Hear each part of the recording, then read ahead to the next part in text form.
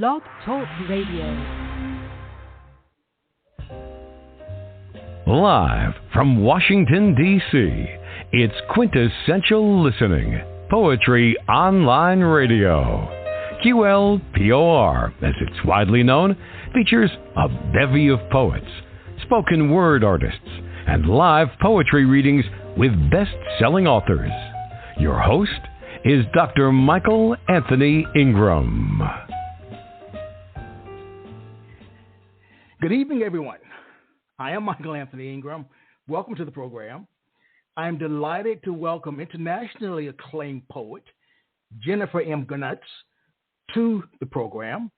She lives in Germany, but tonight she will join us from her place of birth, Jamaica, one of the most beautiful Caribbean islands on earth. As a writer, her inspiration comes from a variety of sources, such as her vivid imagination, her personal experiences, seeing words, word combinations on paper, hearing words or phrases, watching events in the world unfold around her, and observing life in its fullest. Please visit her website and read more information about her extremely fascinating life story. I would like to say welcome Jennifer to the program, but we're experiencing some technical problems, so please hold on. Hang in there. Hopefully, here she is. Hold on. Let's see. Good evening, Jennifer. Hi, Michael. Can you hear me? Yes, I can. Good. How are you? I'm fine. Thank you for having me. Sorry, there were little technical difficulties, yes. But now I got in. Fantastic. I am so pleased. I am so happy. So because usually when there are technical problems, that's the end of the line. But not tonight. Yeah. We would not be denied. Good. We would not be denied. Welcome. You know, I stated that you live in Germany. What city in Germany do you live in? I live in Hamburg, which is in the north of Germany. All right, it's about nice. 2.5 hours away from Berlin. All right, very nice. Thank you. Well, let's begin this poetic journey. Yes. Jennifer, what is poetry? Poetry are sentiments put to words in a rhythmic manner, which deals with emotions of love, spirituality, death, problems, everything packed into one. You're just exploding your mind with whatever it is that comes in there, and you're putting it out on paper.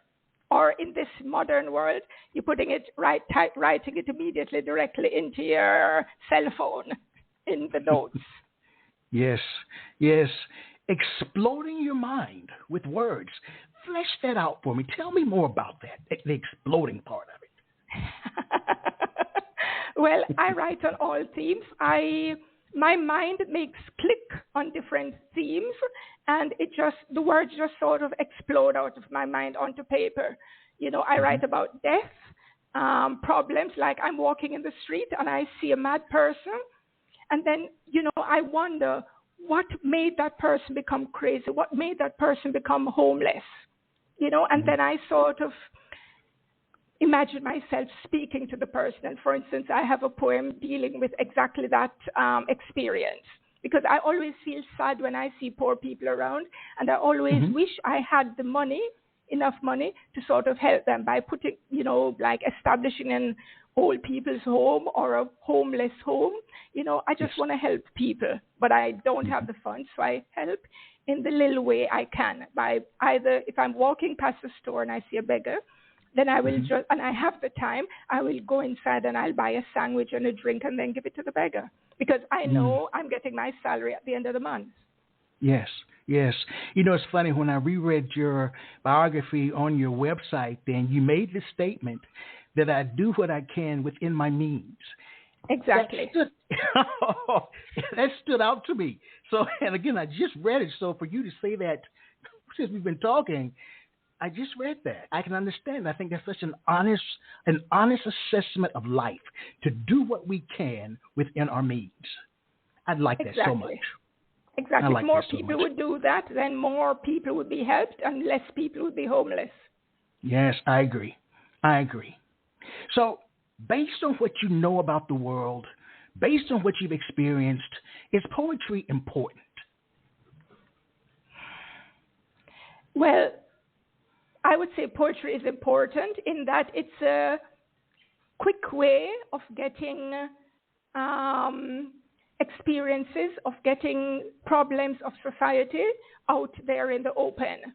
Because not everybody is going to pick up a book and read, but if there's an event and you're reciting a poem, then someone in the audience might pick up something from the poem, might get, inspired by whatever you say in the poem to act in a positive manner towards his fellow human. So poetry is important. Mm. There's some people out there who believe that poetry is dying. What is your take on it? It's definitely not dying, because if you look around, everywhere there are different poetry events cropping up, which are well attended. Young people now are getting more into poetry. You even have some seniors like myself, I'll be 70 next month, who are into poetry. So it's definitely not dying. And you have a lot more online Zoom events happening. And that's where we actually met. Yes, it is. One of these Zoom events. So That's it's true. definitely not dying. I'm already happy that you're here. I'm just filled with so much good emotion. Please share with me an early experience where you learned that poetic language had power. Ooh, wow. I can't really put my finger on it, but when my father was murdered shortly before my 20th birthday, and I never cried because I was still in a state of shock. The tears came later, and when the tears came, I wrote nonstop 13 poems about my impressions of him, my life with him, my thoughts of him, and everything.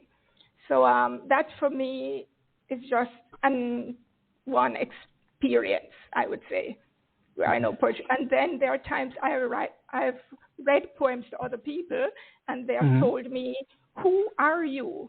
Because of the power that's coming out in your poems. I can only describe myself as fun-loving, but a very deep, and spiritual person, even though I write erotic poems. Yes.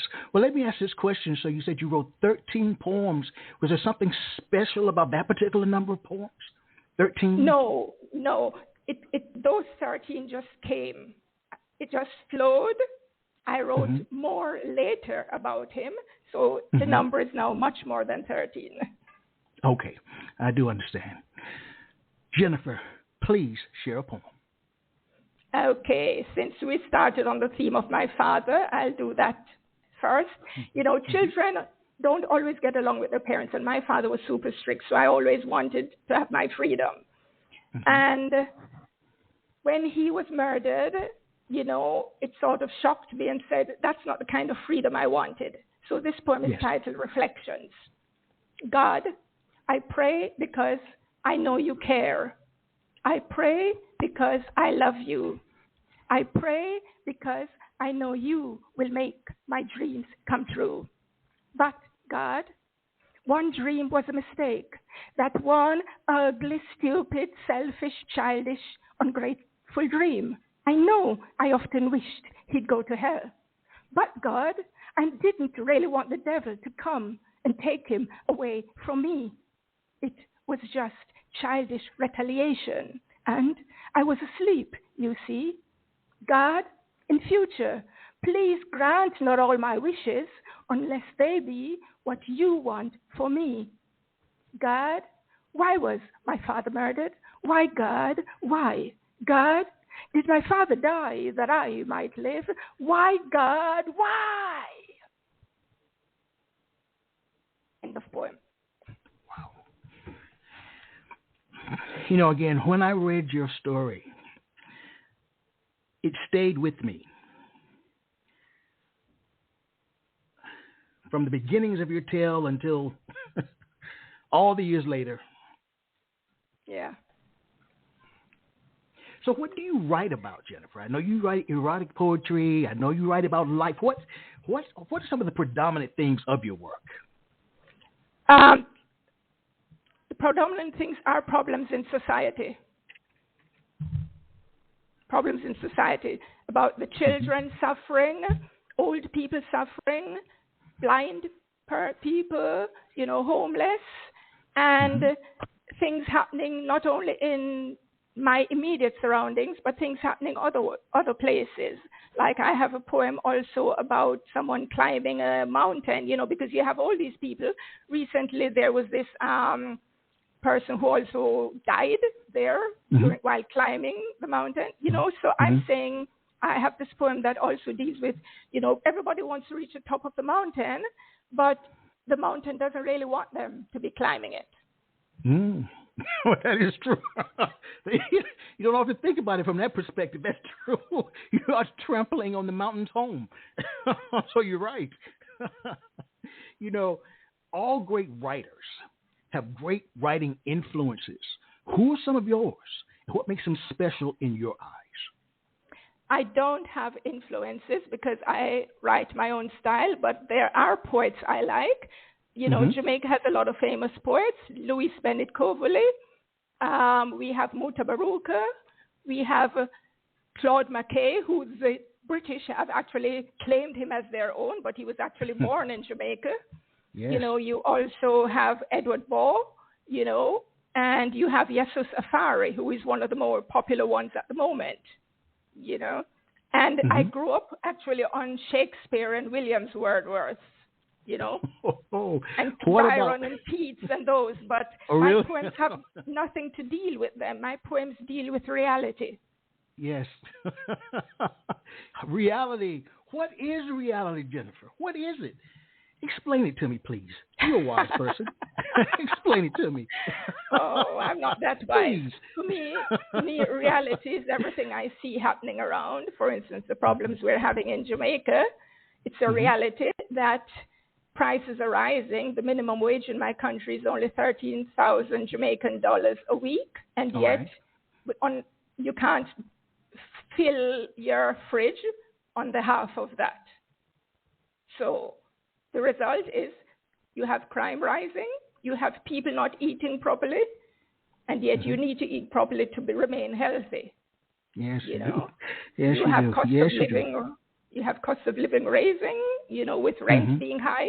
So how can someone who earns like $40 or $50 a month, how can they survive when rentals prices? It's difficult for you to find something that's even a room under $30,000 a month. Oh wow! But the Jamaican people still, they still smile. They love their music, and the music is what keeps them happy. Right. All right.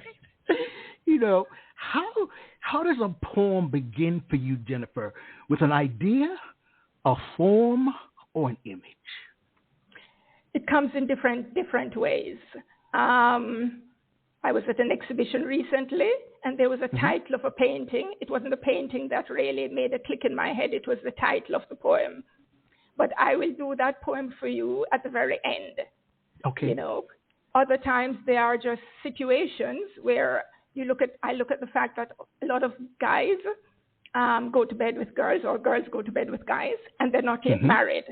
Yes. Yeah. And yet these teenagers or these men regard the woman as being cheap, and then they go and marry someone else after. Yes. True. So what I'm saying is men shouldn't call women cheap or whores unless they are actually going to bed with someone who's working as a prostitute, because just as how the men want to go to bed with the woman without being married to her, then the woman also say the man is just as easy. Yes, true. That's true. and that inspired me to write a poem. And you're going to share that one at the end?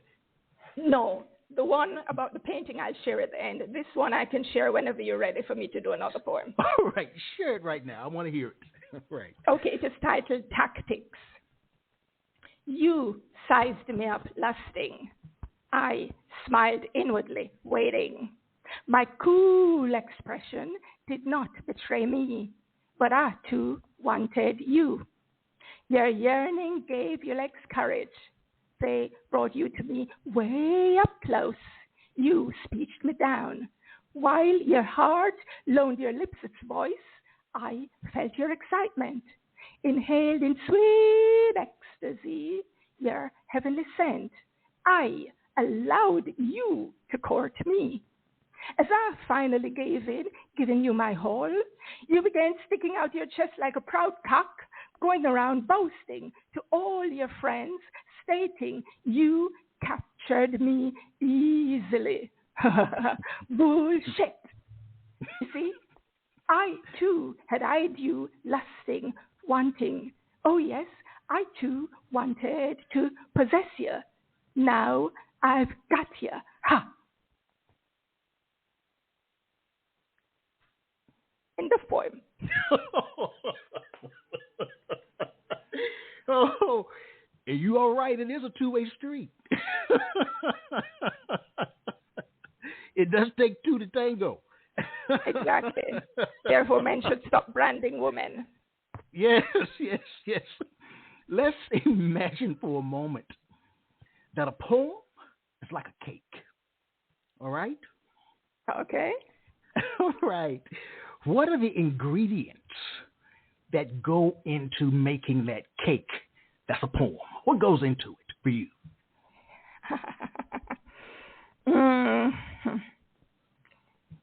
Observation, that which you see, Mm-hmm. that you can put into words, that which you feel, that you can also put into words, and that which you desire, that you can also put into words.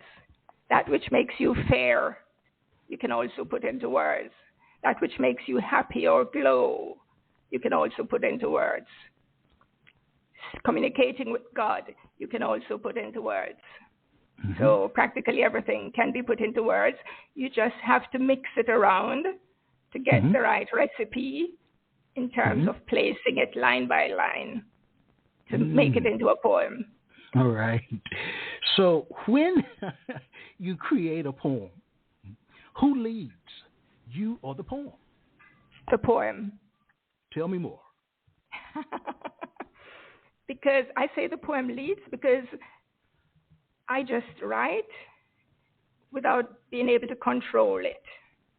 There are times it's just a phrase that comes into my head, and I will put down the phrase and then go back to it another day if nothing else is flowing. I don't force myself to search for the words to write a poem.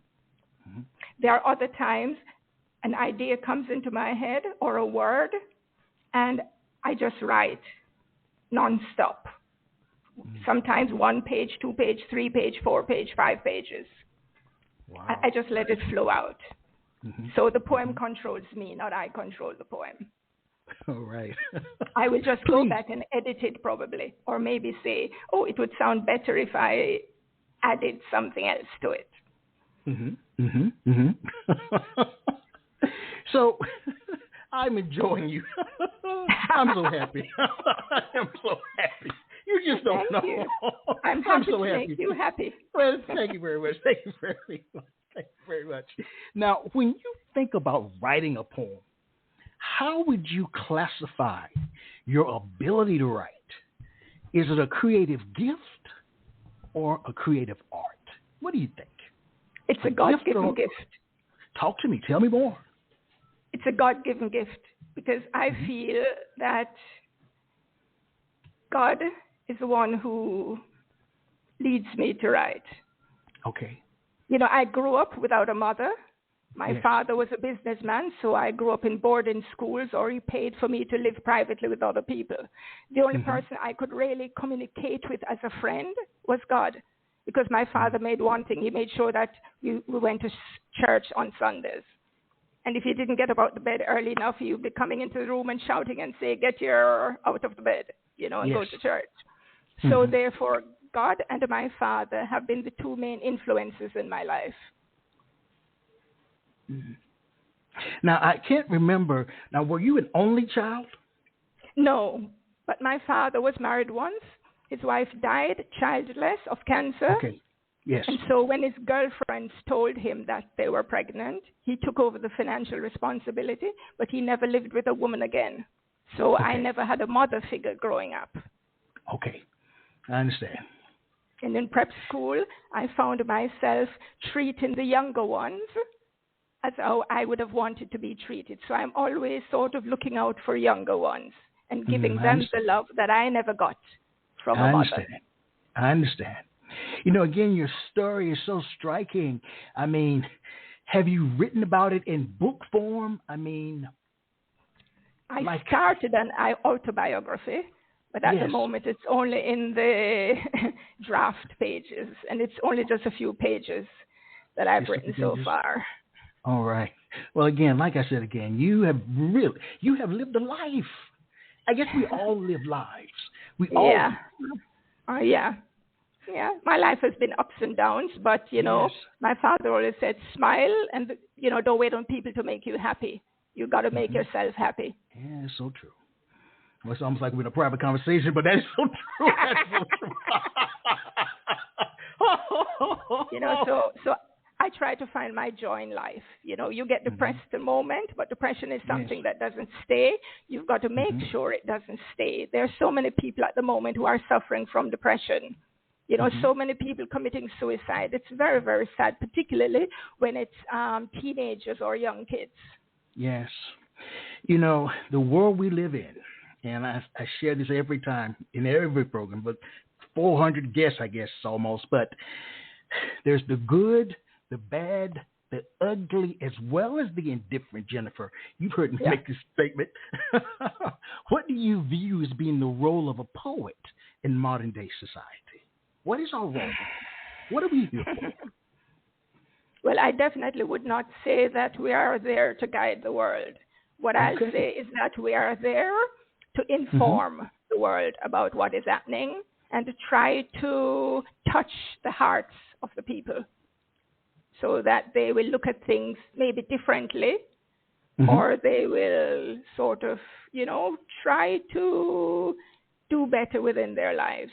Maybe become a bit more spiritual, maybe become a bit more helpful, you know, maybe find joy in their lives when reading about through the poems or hearing through the poems, you know, about the lives of the poets or the story in a poem to know, wait a minute, you don't have to put up with this BS. You can sort of, you know, just move on with your life and find your own happiness. Well, with that in mind, do you have a particular audience in mind when you write? An ideal reader or listener? Talk to me. No, I don't think about that. I simply write what comes out of my head.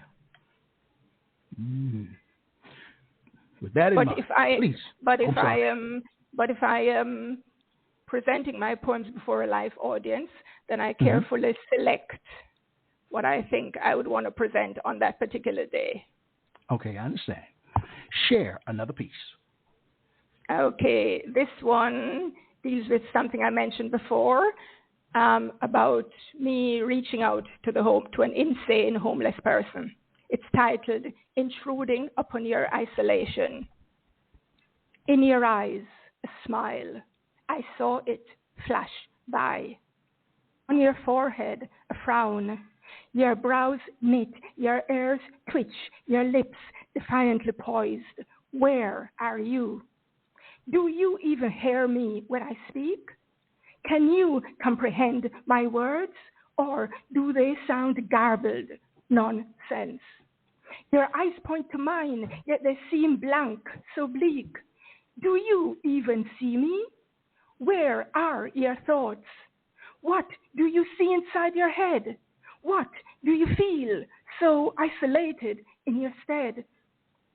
Do you sleep upon a bed at night or curl like a cat at nights out on the street when your roaming empty eyes get weary and deadbeat? When or what do you ever drink or eat? Standing akimbo, your eyes nomadic, your chest heaving, your breath racing, your spent up energy from pacing, feet tapping the ground. But there's no music around to dance to. Or were you playing a song, a sweet lullaby, your mama's voice stored inside your now jumbled head, sung long before you journeyed into your isolated world. Have you ever thought to return? Can you direct your thoughts to here and now? I saw it. I heard it. Am I getting through to you? Memories pouring in? You just took a long, long sigh. Where are you? Sitting, sobbing, rocking your body, hugging your body tightly, frightfully, shaking your head, murmuring the incomprehensible. Enclosed in your isolation, I know you need help, but I need your help to help you. Who are you? Where are you? Who or what do you fear? Who or what sent you deep down inside, way up there? Poem. Oh, there is just something about your voice. That's what struck me that time when I first heard you share your work several months ago. Yeah. What is the relationship, do you believe, that's between your speaking voice and your written voice? Are they one and the same, or are they different somehow? When I speak what I write, I try to put some emotions on it. That's the only difference. Mm-hmm. Yeah, but there's something else. I've heard over 400 voices. Yeah.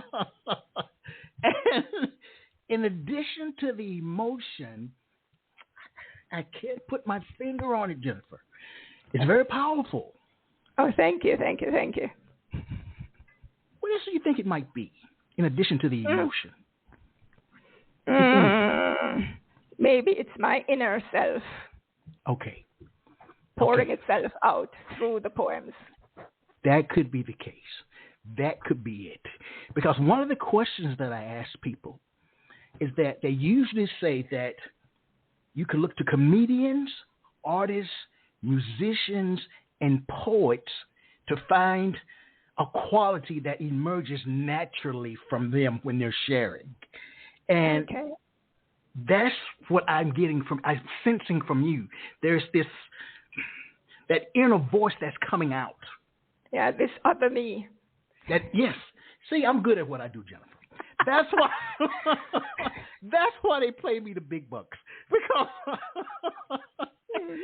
it's that other you. Yeah. That other me only shows itself when I'm on the dance floor or when I'm doing my poems. Yes, I'm like that too. My story is that whenever I share my work, I feel like when I'm in the middle of it, there's no one else in the world that can hurt me, stop me, get in my way, or anything when I'm in my work. But when when I finish the work, that's when the vulnerability sets in. Yeah. Mm-hmm. I'm like, what did I say? What did I do? I mean, what will people think about me now? Mm. But when I'm in the middle of it, God's in control, and I don't care what you think. I just don't. Exactly. Mm-hmm. I feel the same way. Yeah, I thought you did. Now, has any of your poems that you've written ever humbled or frightened you?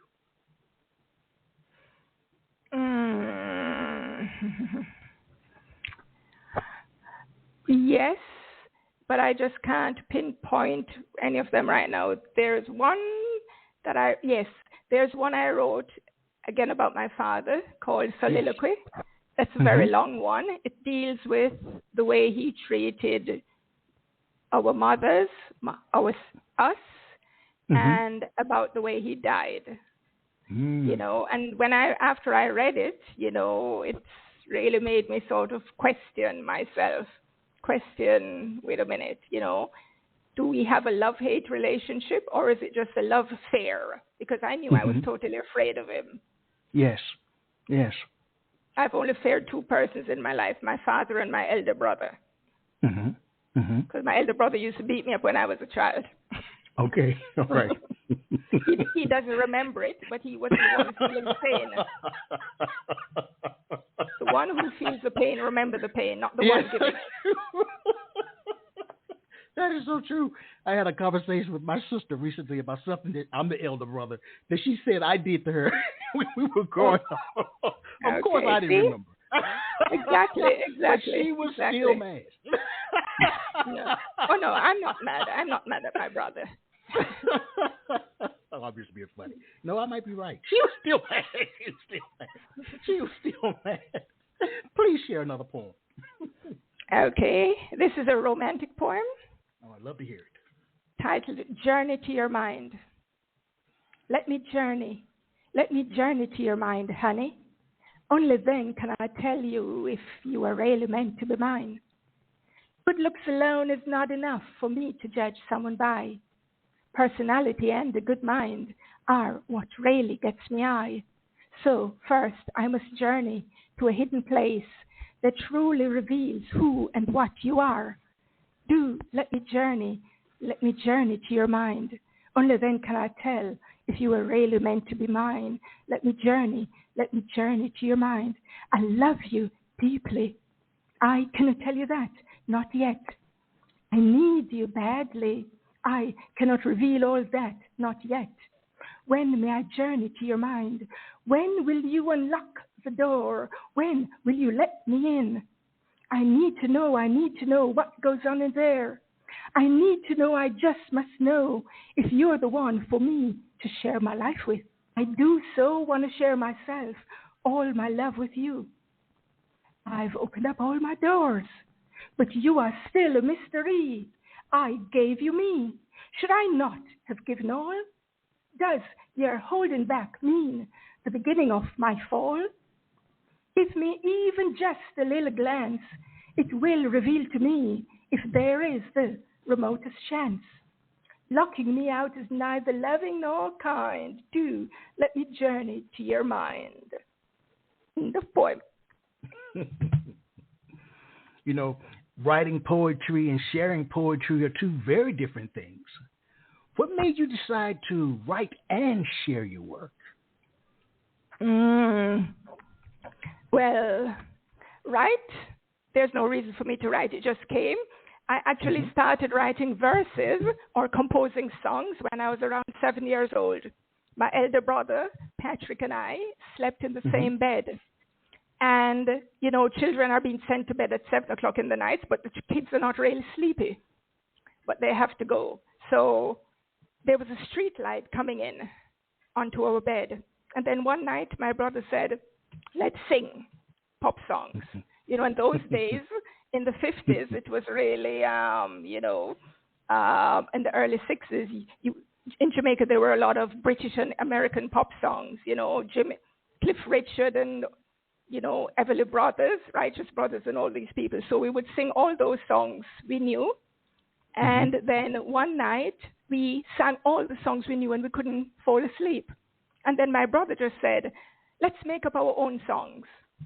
So we started making up our own, you know, little rubbish. You know, my baby has brown pants, my baby has brown eyes, my baby this and my baby that, because those were the lyrics that my baby was always in all those pop songs. And then one night, my lyrics actually made sense, sounded like a real song. You know, so from then I've been just writing lyrics into notebooks, you know. And I still have some of those original notebooks from the late 60s, 67 onwards. Wow. And then in school, you know, the teachers always let you write essays and poetry. So that's when I started writing prose without a melody with it. Because when I compose a song, the melody comes automatically with the lyrics. I can't separate it. That's a gift. Okay. So the prose then started coming actually during school in the form of the teachers, you know, telling us to write poems on this. And then I just never stopped. But I got more into it in the 70s. And then more and more. And then I've never stopped writing. Even since I've been here, I've been in Jamaica now since the end of May. Yes. And I plan on being here for a year because I'm now retired. And since I've been here, I've written a few poems too. And 3 of them were actually inspired by paintings I saw at the art exhibition. Oh, really? Tell us about this art exhibition. I'll do 2 of those towards the end. Okay, great, because I want to hear more about it. Oh, there was art. There is a Cecil Cooper, who is a famous Jamaican painter, and he also taught painting. And his foundation had an opening ceremony in the middle of June, where a lot of his protégés, who are now professionals in their own right, one of them is actually a professor in Massachusetts at a university, they lent some of their poems to this exhibition. And I walked around through the exhibition, and there was just something that just touched me, made a click. And so then a few days later, I wrote a few poems, and some of them. Well, what do you think makes poets different from other people? I don't think we're different. You don't think so? Well, we're not different from other. I'm sorry. Okay then. The only thing in that we're different, I suppose, is that we write whatever we see, we write whatever we feel, we write whatever we think. I can flick through a dictionary, for instance, and a word will make a click in my head, and that will automatically start me writing a poem. I can be talking to you and you say a phrase or a word that can all make me, for instance, in my book, the poems I've read so far are in my book. I have an erotic book titled The Shower. And someone who read it said to me, I would love it if a woman could write an erotic poem about something similar to what you wrote about the shower. The shower was not written about anyone in particular. It was just written about situation. And a few days later, I wrote a poem, an erotic poem, and sent it to him. He was neither my lover nor my close friend, and yet just the word, he said that he would love it if someone would immortalize him in a poem. And the word immortalize made it stick in my head. And I wrote a 10-minute poem. Wow. So here's a question for you. That's how my brain works. Well, here's a question for you as an erotic writer of poetry, and I've asked this a couple of times over the years. What sex is poetry? What sex is poetry? Never heard of that before. It doesn't have any sex. You don't think so? No. Erotic is between man and woman, or in these days, between the other kinds. Right. So erotic poems deal with sex. It deals with passion. It doesn't have to be explicit. But the passion must be felt. Okay. When you're reading it, or when you're listening to it. This is fascinating to me. I want to know. I want to know everything. Okay, I'll do an erotic one later. Okay, great. Great. If I may. But not the long one. Okay, all right. That would take up too much time of your show. All right, then, not a problem. You want another one now? Yes, please. Okay, but this one is a social theme. Brutality. Okay. So many centuries have come and gone, yet crimes, prejudice, and wars keep going on and on and on. But we want to wake up one day, to a really new day. One day we want to read the newspaper without getting angry, without regretting that we had learned the ABC. One day we want to watch the TV without needing to flick the remote control or wanting to break it, upset, disgusted by the suffering, the brutality we see. One day we want to listen to the radio without wishing we were deaf, being shocked, saddened, outraged by the news we hear. One day we want to look around us without being depressed, totally afraid of our fellow man, without wishing we were illiterate, blind, deaf, never born, or simply dead. One day we want to wake up to a new day, to a really new day, full of love, free of crimes, free of prejudice, and free of wars. Maybe one day soon or in centuries to come, we may awake to that lovely new day one day. End of poem. Wow. Would you read that one again? Certainly. Yes, please. You know, it was inspired by me being sometimes afraid to walk the streets. Mm-hmm, you know, sure.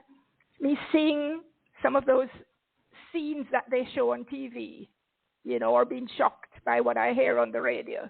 Sometimes I wish the television stations just wouldn't put certain happenings for everybody to see, or warn us that something is going to be shown, so that if there are kids watching the TV, the parents can sort of switch the channel or send the kids to another room. Yeah, I agree. Brutality.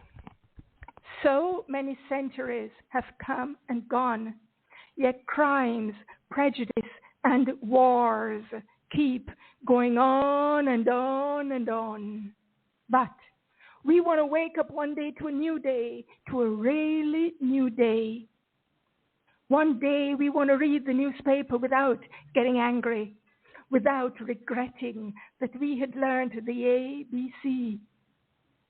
One day we want to watch the TV without needing to flick the remote control or wanting to break it, upset, disgusted by the suffering, the brutality we see. One day we want to listen to the radio without wishing we were deaf, being shocked, saddened, outraged by the news we hear. One day we want to look around us without being depressed, totally afraid of our fellow man, without wishing we were illiterate, blind, deaf, never born, or simply dead. One day we want to wake up to a new day, to a really new day, full of love, free of crimes, free of prejudice, and free of wars. Maybe one day soon, or in centuries to come, we may awake to that lovely new day, one day. End of poem. Wow.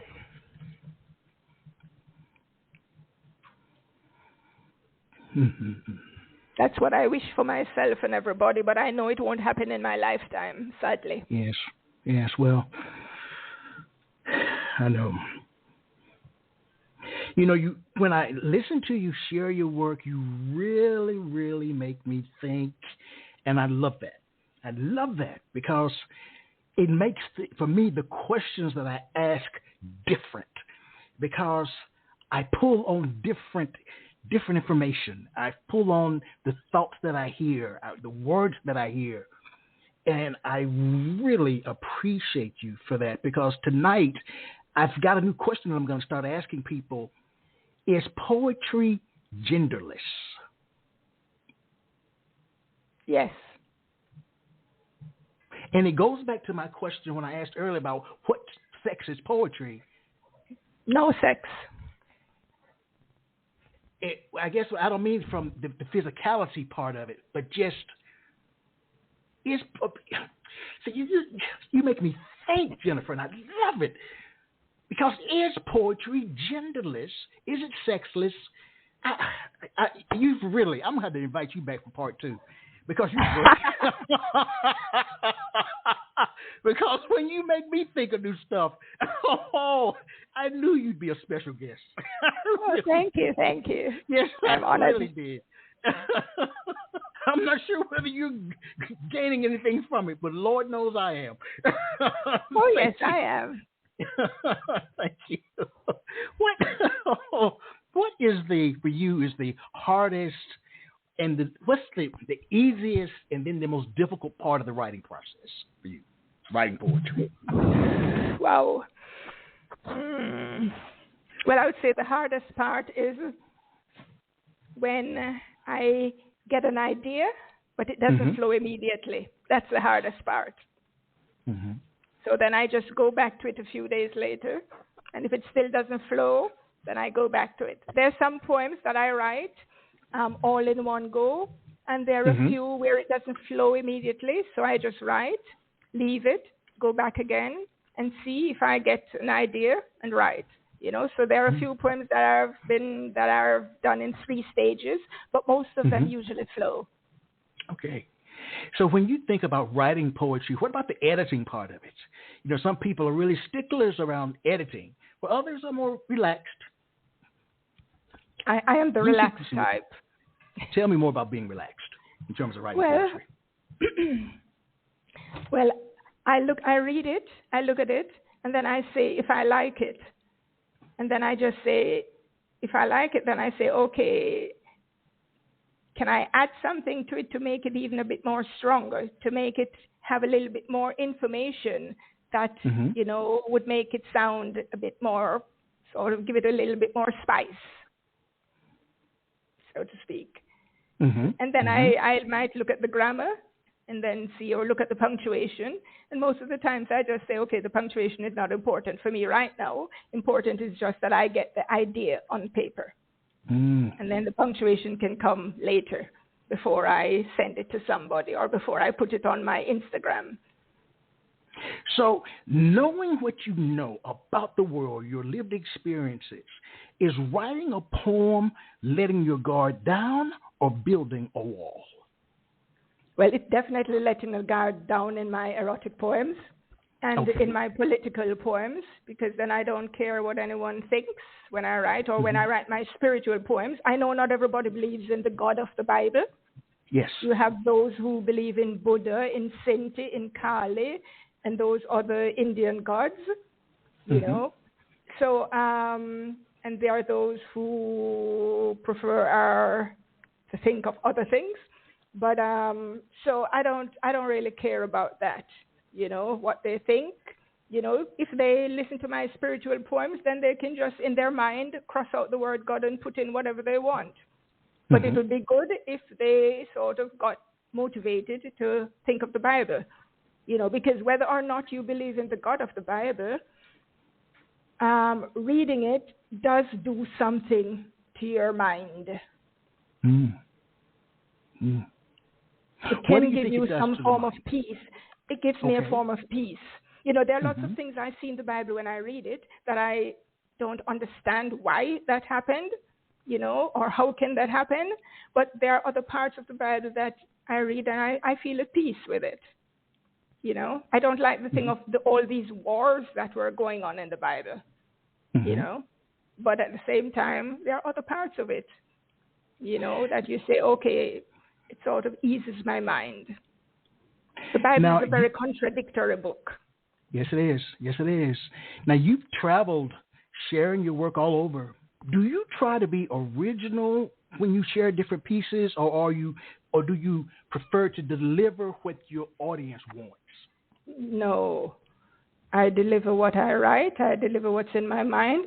But if someone, there are times I will ask the public, do you want to listen to something spiritual, something romantic, something about friendship, or something about social issues, or something about erotic?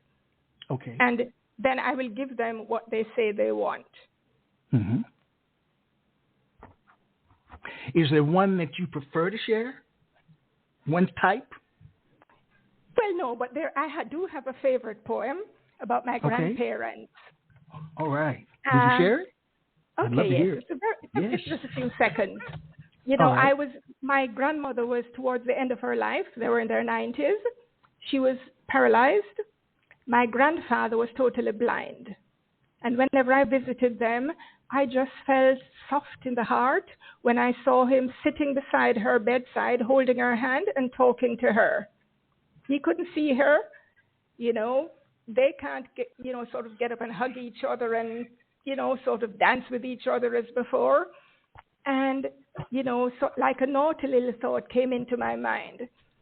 It's a pity that they're still so much in love and they can't have sex. So this naughty little thought made me write a poem, and I'm going to do it in 2 languages. For those who your listeners who understand German, I'll do it in German and then I'll translate it. Verliebte Alte, Wie feige Soldaten, unsere Energien sind desertiert.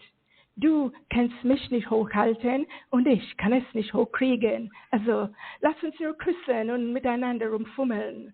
Denken den Spaß wir hatten, als wir beide jung und verliebt waren. It's titled Old Love. Like cowardly, this is my grandfather telling my grandmother he's impotent. Like cowardly soldiers, our energies have deserted. You can't bear me up, nor can I keep it up. So let's just kiss and fondle each other's bundle. Think of the fun we had when young. End of poem. Okay. You know, as I said earlier, there's something about you that just stands out to me. My father is blind. Mm-hmm. And my mother died a couple of years ago, about 2 years ago now, and I remember when she was in hospice, he was sitting in one chair beside her, and I was sitting across from them. Mm-hmm. And I said to myself, he can't see her. Mm-hmm. I took a picture of it. Yes, mm-hmm. yes. See, Jennifer, I resonate with you, my friend. I resonate with you. That's why you were supposed to be with me tonight. You were supposed to be with me tonight. Yeah. I said to myself, and it's funny, I shared this picture with one of my sisters a couple of months ago. He was in that chair, but he couldn't see her.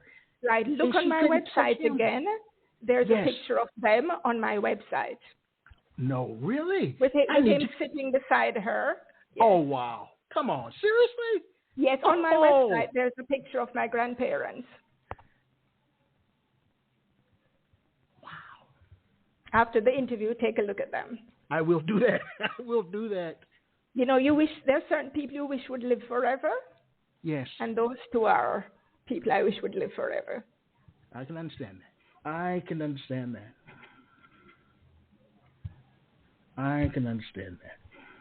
Wow. We'll take a brief break, Jennifer, and we'll be right back, okay? Okay. All right.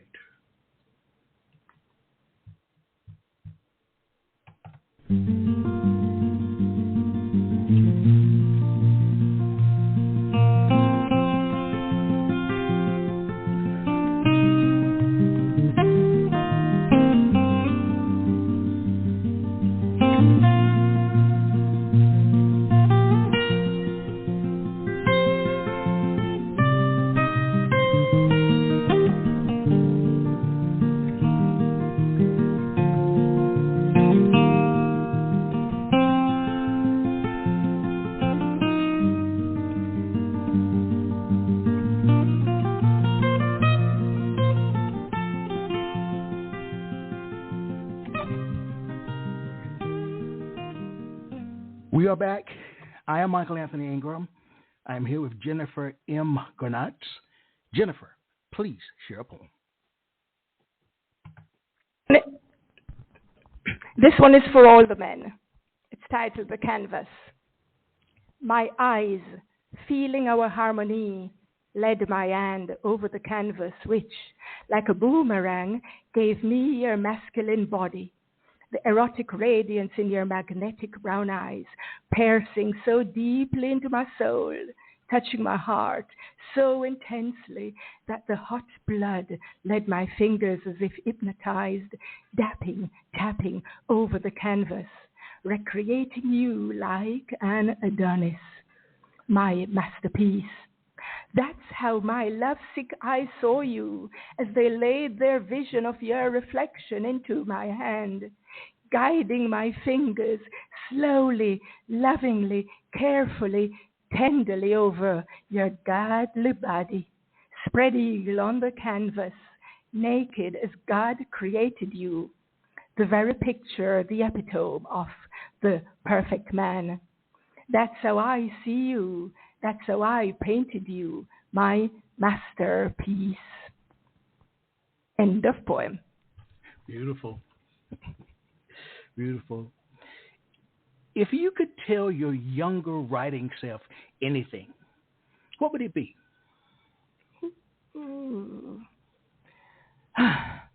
That's difficult. I would say then maybe I'll tell my younger self that I should have started writing many, many more poems back then. Because the majority of the poems started in the 70s and continued to today. But it would have been nice if I had also done a lot more when I was a teenager. But when I was a teenager, I was mostly concentrating on love songs, lyrics for songs. Yes. Rather than serious poetry. Serious themes, I should say. Well, I've got to invite you back for part 2 because we've reached that part of the show that I view as being my personal favorite part of the show, to be quite honest. I view it as being a mini poetry concert. This is an opportunity for you to share 3 or 4 of your works back to back, no interruption from me. Jennifer, you're on the stage. Okay, thank you very much. My poem is titled Unjust Punishment. Growing up in the Caribbean, as blacks in the Caribbean or blacks in the Western Hemisphere, we all know that let's just say 99% of us did not come directly from Africa the way we would have wanted to, but that we were enslaved, packed like sardines on ships, and forced to labor as slaves. This poem is titled Unjust Punishment. As the pain soars, heart sense tears, anger roars, hate grows. Powerful black limbs receive blows upon blows, heavy flesh cutting, stinging, cruel blows. He doesn't dare allow his face to show. He doesn't want his heart to grow full of pity. He doesn't want his victim, his once fondly treated slave, to know that he'd rather not torture him. So Bakramasa's tears flow hidden inside, because his stubborn brain silently shouts, set an example must be set. Your overseer, your slaves must feel, must fare your power. Akramasa thus orders to take it further. Skin stretches, limbs torn, as the expensive giant, silent, martyred, proud slave finally dies. The master, head high, marches away. Inwardly, he bitterly cries upon killing his favorite field slave. An example had to be set, so he consoles himself, so he justifies the unjust punishment. After that epic poem, to lighten it up a bit, this poem is titled Coming On. You are coming on to me, though we both know you are not free. Are you a gigolo, frustrated, a sex addict, or what? Why do you want to make her cry, bring pain to her heart, sorrowful tears to her eyes, cheating on her, telling her cruel lies, telling me sweet lies? Were I weak enough to allow you to get closer to me, I am sure you would not remain for eternity loving just me. Would you not steal anxiously away during your lunch break, lying on any surface, leaning against any wall, enjoying quickies till I fall? And then you call the next one to take my place when you get tired of touching my body and seeing my face.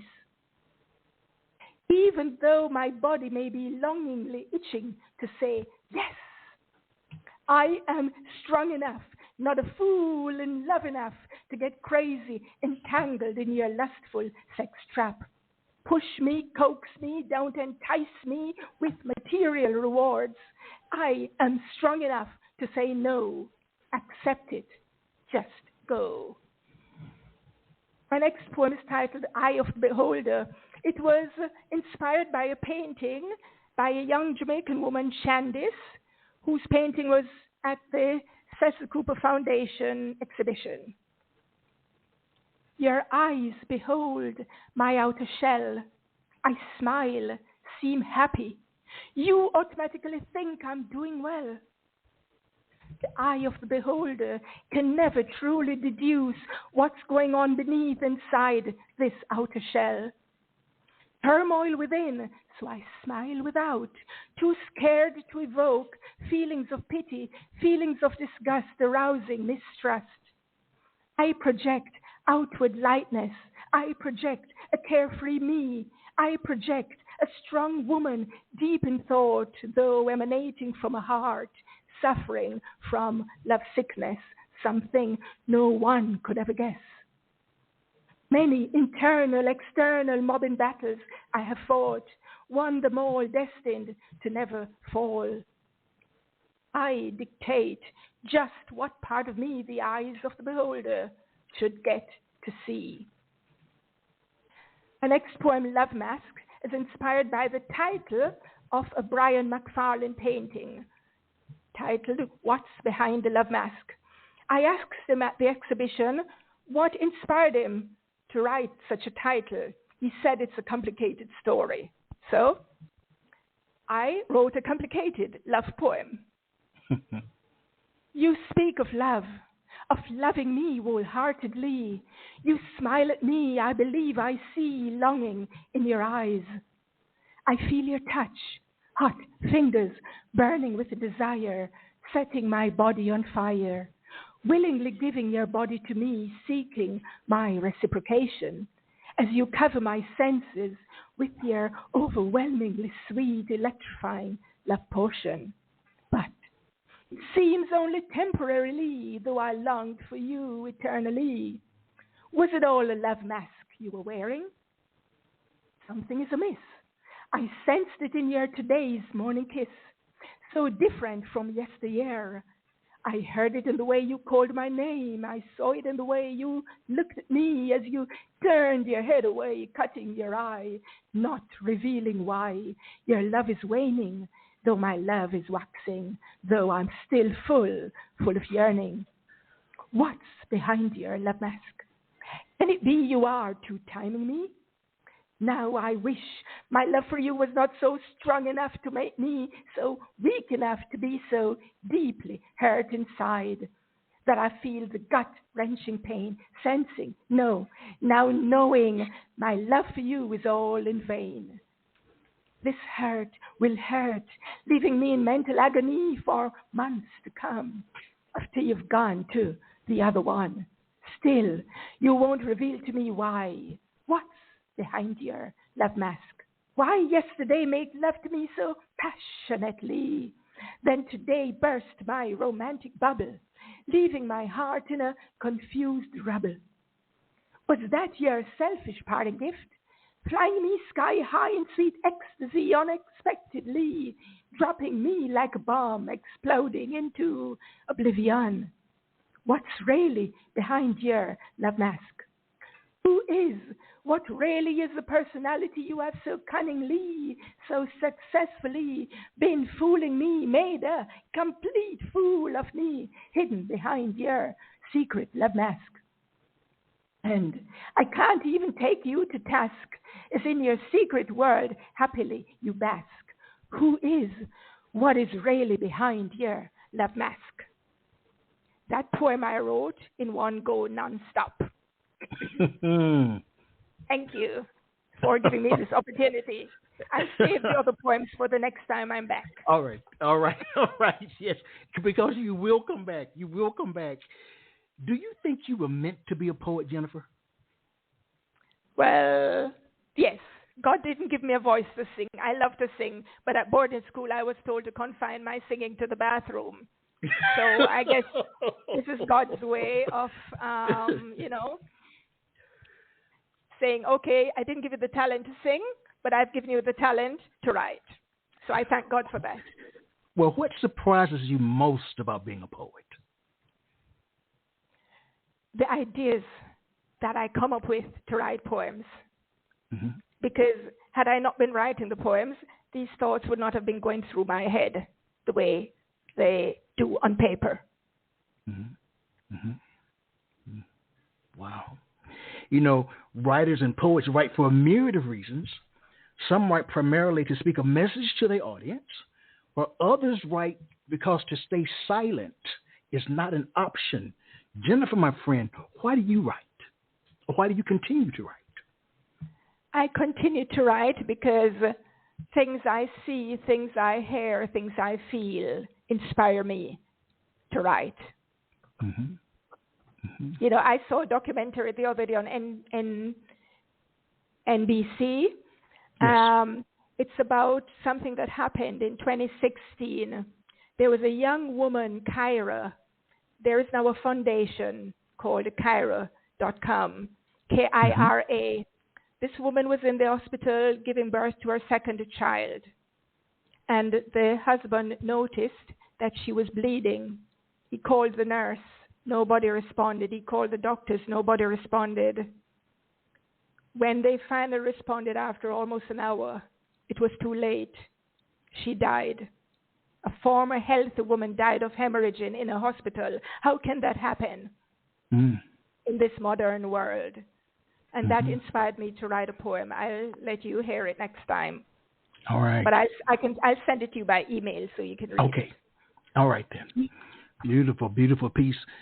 Jennifer, what's next for you? Where do you go from here creatively? Well, since I've arrived in Jamaica, I have been taking part in poetry events, and I would like to do more of that in my own native country, because so far I've been doing it in Germany. I have years ago, I featured at the New York Poets Cafe. I've done a few open mics there as well, you know. So I want to do more in Jamaica and maybe see if I can publish a book in Jamaica. The first book I did was self-published. It's only available online through Books on Demand, you know, on Amazon as an ebook or ordering it. And all the poems before these last three were from my book. And so I would like to see if I get a publisher in Jamaica who would then publish some of the others that are not yet published. But I have quite a lot. So, I mean, I would just have to select a few to put in a book. But self-publishing it is too much work for me. I'm lazy. Yes. How can the listeners stay in touch with you, my friend? Okay, they can stay in touch with me via my Instagram page, which is my name, Jennifer M. Garnatz. They can also send me an email at jennifermgarnatz@gmail.com. Those are two ways of getting in touch with me. All right. You know. Here's a question for you that's totally off the subject. Is it Caribbean or Caribbean? Oh, I'm living in Germany so long I no longer pronounce my English the way it is supposed to be pronounced. But I suppose we say Caribbean? Yeah. So it's Caribbean. Okay. Caribbean, yeah. Because I say Caribbean, and supposedly that's wrong. So I won't say it's wrong, but I know that we usually say Caribbean. Okay, all right. We're from the Caribbean. Yes, right. You're from the Caribbean. Okay. Yeah. All right.